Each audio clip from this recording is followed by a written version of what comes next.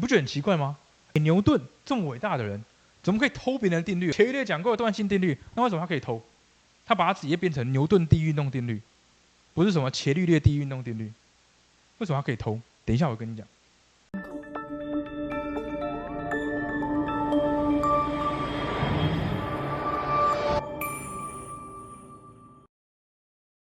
它的英文叫做 reference frame 或者是 reference body， 也就是所谓的参考体。好，先问大家一个问题：你们在国三的时候，你们学过牛顿第二运动定律，对不对？你的老师有没有跟你讲说，牛顿第二运动定律 F 等于 ma， 对不对？好，你们老师有没有跟你讲，这个 A 是谁看到的 A？ 这个加速度是谁看到的？我假设今天有一个战斗机在天上运动，好，这时候有3个人，第一个人他站在地上，第二个人他在等速运动的公车上，第3个人他在……那我不会画，好，我随便画一下，好不好？他在旋转木马上，好不好？他在旋转，我不知道怎么画。好，他在旋转木马上，好不好？这是好吧？欧米伽是角速度。好，请问这3个人，他们看到的战斗机的加速度一样还是不一样？谁跟谁不一样？还是都一样？还是有2个一样，一个不一样？还是2个不一样？好，谁跟谁会一样？答案是这2个他们所看到的加速度会相同，但它不会相同。这我用很简单的例子跟你们举例。假设你们今天坐着不动，我站在这里看你，你就是不动了，对不对？可是如果我今天站在一个圆盘上，我开始旋转了，就算我只是站在中心，而你在旁边坐着不动，坐着不动，我是不是会以为你绕着我做圆周运动，对不对？你不动，但是这时候如果我在旋转了，我是不是会以为你绕着我做圆周运动？你可以想一件事情，如果我站着不动，但你这时候开始旋转了，你是会以为我绕着你做圆周运动。好，只要有旋转，就一定有什么东西。这句话你要记得哦，只要有旋转，就一定有向心加速度，一定有向心加速度。所以只要牵涉到旋转的这个人，他看到的加速度就是不一样的。所以其实牛顿第二运动定律它有个前提假设，好不好？好，但是这个是等一下我们会讲得很清楚。好，所谓参考体的概念，我们用一个比较白话的方式来去形容，好不好？你听我刚刚那样讲完，你就应该大概可以知道，对不对？好，我们随便举个例子，好不好？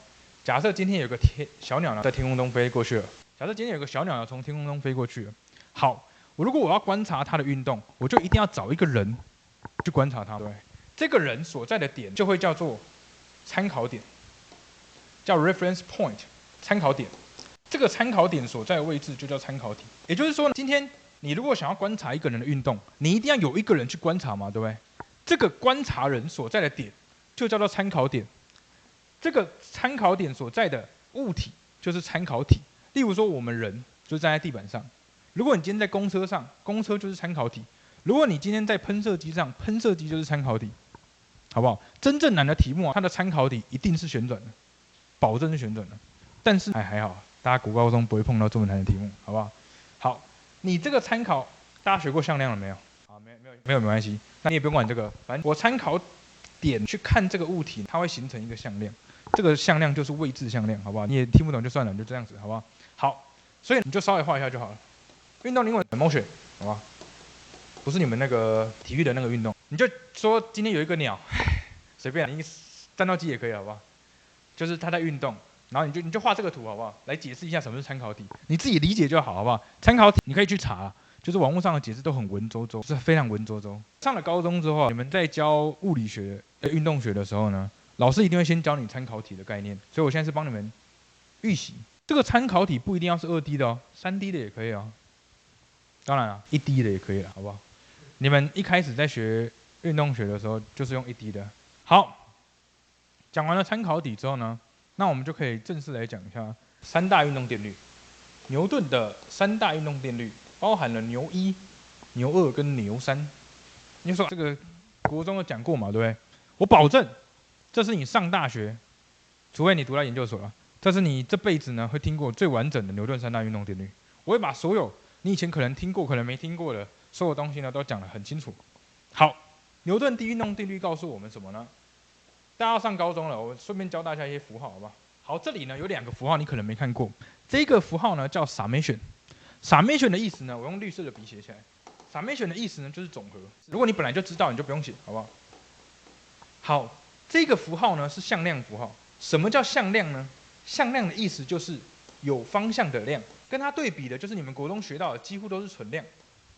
什么东西是有方向的量呢？例如说推力、拉力，或者是什么弹簧力，或者是升力，或者是浮力，这些呢都是向量。什么东西是纯量呢？例如说功本身是一个纯量。例如说什么？例如说温度，热量呢它本身也是一个纯量，对不对？当然啦，等你上了大学之后，你还会学到另外一个东西叫张量。例如说水压呢，它其实是一个张量。什么叫张量呢？张量跟向量比起来，就是它同时呢会有2个方向的量，叫张量。2个方向、3个方向、4个方向、5个方向的量，这叫张量，好吧？不是很重要了。向量其实也是一阶张量，不过没关系，管它的。好，牛顿第一运动定律告诉我们什么事情呢？summation F 等于0呢，就是所有外力的总和都等于0的时候呢，会发生2件事情。第一件事情呢，就是静者恒静，对不对？你们国中老师应该是这样教的。然后呢，动者恒做等速度运动。好，你国中老师教你的应该是等速度直线运动。好，为什么我这里不写直线呢？原因是因为等速度，好，谢谢。速度本身是包含方向的，所以等速度就表示它的方向从来没有改变，就一定是一条直线。只要是等速度，一定是一个直线，可以哦？没有，就不写了。你以后上了高中之后，老师就不会写直线哦。如果你写直线，表示你没有听懂速度的概念哦。好了，你可以补充一下，好不好？velocity 呢是速度，速度呢本身是一个向量，就是你符号呢应该会这样写。那如果是 speed， 它叫速率。如果你以前不知道这个区别的话，你可以写一下，它就是 v， 上面没有箭头，就代表说它是没方向的量，就是纯量，好吧？速度包含方向，所以等速度就一定是一个直线运动。好，如果你国中呢学的还不错，老师应该会跟你讲说，牛顿第一运动定律又叫什么？牛顿第一运动定律呢，在以前其实就有人提过了，这个人就是伽利略。伽利略它的英文呢叫 Galileo， 就是以前的人会不知道为什么是这样叫，就是例如说我叫洛克嘛，对不对？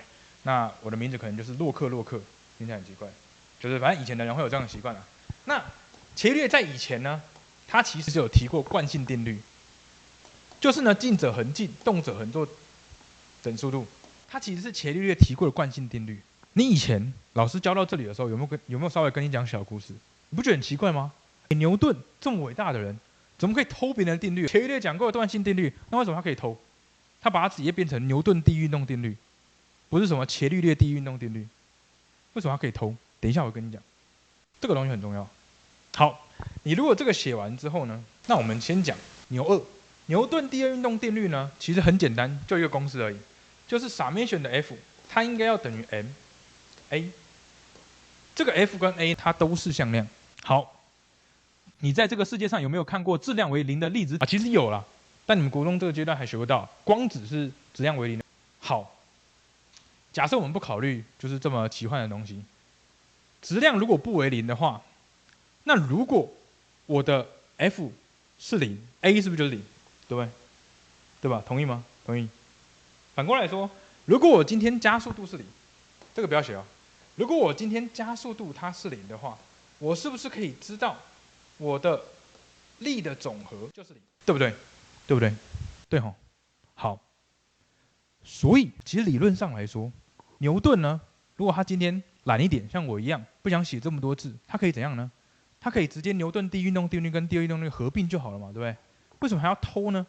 还要偷伽利略的东西？你不觉得很奇怪吗？因为如果我今天加速度等于0，我的合力就等于0的话，表示牛顿第一运动定律就是第二运动定律的特例嘛，对不对？对不对？好，你觉得牛顿第一运动定律是牛顿第二运动定律的特例的？举手。哎，都不觉得，对吧？都不觉得。为什么？你这时候一定想，最烂的解释方法就是，假设第一运动定律真的是第二运动定律的特例，他就没必要取牛顿3大运动定律了，他就说牛顿2大运动定律就好了。难道是因为3这个数字比较好吗？很明显不是哦。是。好，那为什么他可以偷？我在讲这个之前，我讲到了参考题嘛，对不对？好，请问这一个加速度是在什么参考体上看到的？在什么参考体上看到的？什么样的参考体？固定的参考体吗？还是静止的参考体？还是旋转的？还是等速度的？你国中老师不会讲到这个，高中老师也有可能不会跟你讲到这个。你要注意哦，这个加速度在一个旋转的人上面看到的是不行哦，不行哦。就是如果今天有一个战斗机呢，它在天空中飞，这个时候呢，如果你在旋转木马上面，然后你说你在旋转木马上面看到它的加速度，可不可以当做它受力分析的加速度？不行哦，因为就算它没有动，你也会以为它在动嘛，对不对？所以你看到的加速度是错的哦。所以为什么牛顿第一运动定律它要单独拎出来？原来是因为牛顿第一运动定律它隐含了惯性参考体的观念，什么意思？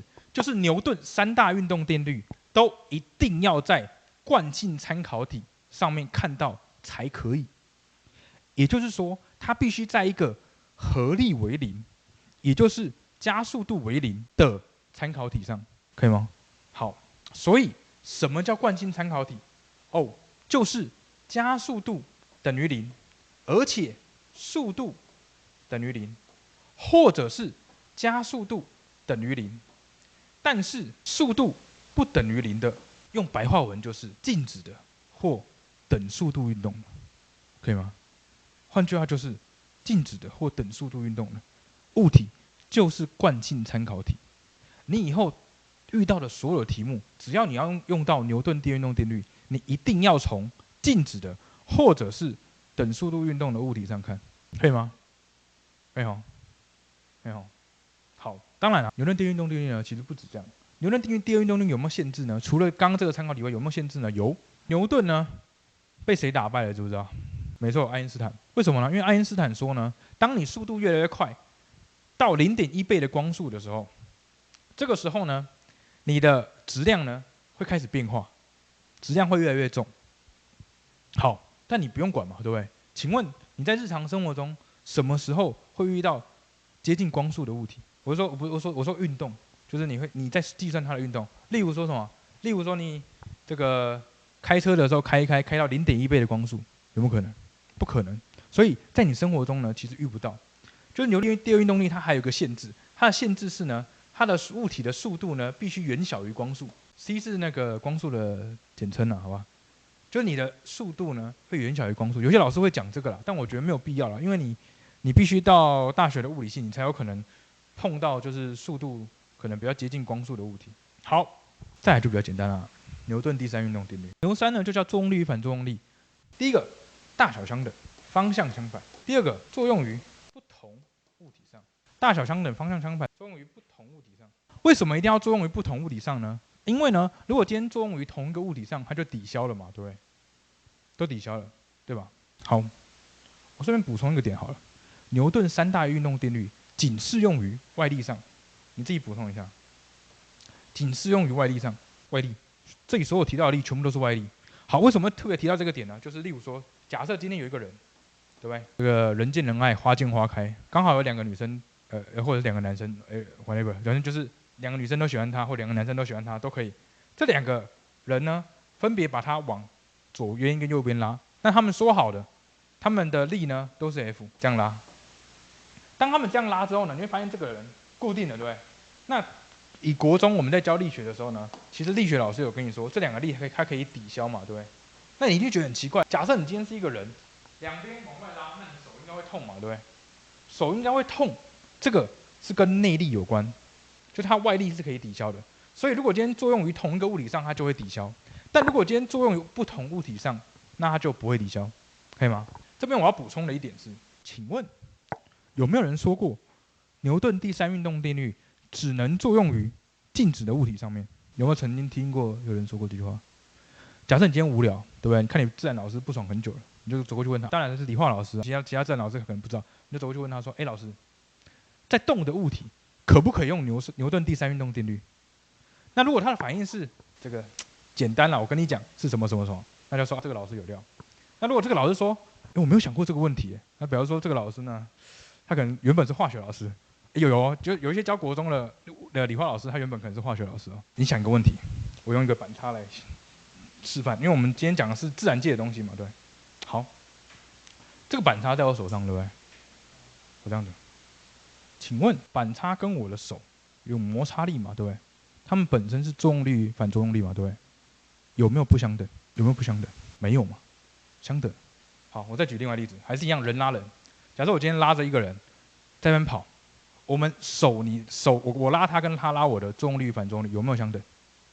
有嘛？如果力量不相等的话，他就被我拉过来嘛，他的距离会跟我变近嘛，对不对？所以牛顿第三运动定律不限于在动的物体上面，不限于静止的物体，你再动也可以，好不好？牛顿第三运动定律，动的也行，不动的也行。好，这里牛顿三大运动定律就讲这样了，好不好？讲得非常完整了。那我讲第二点，这个东西呢，你可能以后不会看到，但有了这个观念呢，你以后在想一些比较困难的问题会有帮助。这个呢叫D'Alembert，就是达兰贝特。达兰贝特是一个人啊，达兰贝特原理，你要讲达兰贝特、达兰伯特都行，好吧？这高中老师不一定会讲，但是有了这个之后呢，你遇到很困难的问题，你就会知道了，好不好？好，达兰贝特呢，他本身呢很喜欢牛顿第一运动定律，他不喜欢牛顿第二运动定律，因为牛顿第二运动定律太麻烦了，所以呢，他做了一件事情，你等一下会想说，对，就是这样而已，就是他第二运动定律是 summation 的 F 等于 ma 嘛，对不对？我不喜欢第二运动定律，我想要把它变成第一运动定律，可不可以？哦，可以。怎么做呢？我把右边的 ma 把它移到左边来，移到左边呢，数学告诉我们前面要加一个负号，对不对？前面要加一个负号，右边等于0，是不是瞬间呢就把它变成什么？就把它呢变成了牛顿第一运动定律，右边等于0嘛，对吧？对吧？你就说啊，安妮谁不会？但他是第一个想到的嘛，对不对？第一个想到的就是比较特别，对吧？好，这个它有个专有名词呢，我们把它叫做惯性力。惯性力，我等一下会跟你讲，以后在遇到什么这样的事情的时候，你要用这个东西去思考。我等一下跟你讲。那这个惯性力我等一下也会介绍，好不好？你先写完，然后呢，我们就换下一页，我们就介绍惯性力。惯性力介绍完之后，就这样而已。就今天就差不多。好，如果你写完了，那我们正式来讲惯性力。好，惯性力呢，其实是一个很神奇的事情。我举一个例子来说好了，大家都有搭公车的经验吧，对不对？哎，有没有每个搭过公车的？让我羡慕一下你的人生。好，假设你有搭过公车的经验，那你应该都有遇过一件事情，就是假设你今天公车上站着，然后你拉着吊环，这时候呢，司机突然刹车，会怎样？司机如果突然刹车，你是不是往前倒？对不对？往前倒，为什么你会往前倒？你明明没有动，为什么会往前倒？先不要讲惯性，就是你在往前倒的过程中，是不是感觉好像有个力在推你一样？可是有没有曾经假设你第一次搭公车，对不对？司机突然刹车，然后你往前倒，然后你转过来说谁推我？你有没有说过这种事情？没有嘛，对不对？没有，为什么？因为你知道没有人推你，但好像有一个人推你，这个好像有的这个力，就是所谓的惯性力。好，我举个例子来说，假设今天有一个公车在这里，它呢以一个等速度呢向前行，然后你站在这里，好，它向前行，对不对？那如果今天司机突然刹车了，表示它的加速度方向往哪里？是不是往左？对不对？司机的加速度方向是不是应该往左？对不对？司机的加速度方向如果是往左，还记得刚刚那个公式吗？我们 summation 的 F 等于 ma， 它会变成什么？它会变成负的 ma 嘛，对不对？也就是说，这个负号你不能给质量嘛，质量没有负的嘛，对不对？表示这个负号只能给加速度嘛。也就是说，你原本加速度方向向左，这个惯性力的方向会向哪里？会向右。所以好像记得哦，好像有一个人他推了一个力，这个力就会是 ma， 因为负号我已经给方向了，我就不用写了，可以吗？好像有一个人推一样，这个就是所谓的惯性力。在你们生活中有一个非常常见的惯性力，小至你的弟弟妹妹，大到呢菜市场的阿姨叔叔，他们都会知道这个名词。这个名词呢，在10几年前很有名，就是离心力。有一些呢，比较哇，这个好难形容，就是比较觉得自己也蛮厉害的老师呢，他会跟你说，哦，离心力是不存在的，不要跟我提什么离心力。好，离心力存不存在呢？我们来想一下，好吧？我们来想一下离心，为什么老师会跟你讲说离心力不存在？我等一下会跟你讲。好，我举个例子来说，我顺便跟你讲受力分析。我们上一次应该有跟你讲过受力分析嘛，对不对？所谓的受力分析的意思是，这个物体它所有的力，我们把它画上去，就是受力分析。好，这个物体受到什么力？第一个超距力嘛，对不对？超距力重力。第二个它接触力，它只接触到什么？它只接触到绳子的拉力 T 嘛，对不对？好，假设今天这个钟呢，它在这边摇晃，你是不是感觉如果我把绳子切掉，它会往外飞，对不对？你是不是感觉我把绳子切掉，它会往外飞，对吧？这个东西就是俗称离心力嘛，对不对？好，为什么老师呢会跟你说离心力不存在？因为离心力它不是力，它是感觉好像你把这个绳子切掉之后，它就会有一个离心力，好像把它往外推一样，这个叫离心力。那为什么老师会说不存在？因为它不能画在受力分级上，你只要画了就没了啊！当然例外就是假设你今天是达人贝特，或者是你是他的学生，你可以呢完全不写加速度，你直接怎样？你直接画一个离心力上去，那也没问题，因为达人贝特就是这样做的。当然了，我不崇尚你用这种方式，因为一个物体呢，它的加速度是很复杂的。一个物体它的加速度呢，如果你今天这里呢也有加速度，那还有一个向心加速度嘛，对不对？你的加速度本身呢会是一个比较复杂的向量，所以在这种比较困难的题目，我不建议你用这种方法。什么样的物体呢？你可以用这个方法呢？例如说，假设你今天不读书了，对不对？你去开那个货车司机，对不对？整天帮别人送冰箱，这个一个月可能也有10万，不过那很辛苦了，就是你一天可能要工作10几个小时。那假设呢，你今天没有学过理化，对不对？你就直接把冰箱搬上去了，对不对？也没有绑，对不对？后面的这个地方也没有关起来，然后你就是开高速公路，从台北开到高雄，开了，下车之后你发现我的冰箱呢？冰箱为什么跑掉了？哦，因为在你旅途的过程中呢，你有可能加速往前开嘛，对不对？这个加速往前开的过程中呢，有可能让这个冰箱产生了一个惯性力，这个惯性力跟原本加速的方向相反，所以它把冰箱推走了。没有人推，记得没有人推，但好像有个力一样，这个力就是惯性力，可以吗？这个力就是惯性力，可以哈。好，所以你在惯性力下面呢，写一个，第一个我们常见的就是离心力，离心力呢本身呢就是一个惯性力，然后你画面括号写一下，就是为什么老师会说离心力不存在，因为它不能够画在受力分积上，除非你用达伦贝特原理，它不能够画在受力分积上，不能够画在受力分积上。好，国高中呢常见的惯性力还有第二个，这个东西呢你一定听过，在讲台风的时候会提到，就是台风顺时针逆时针，这个国中应该有教吧？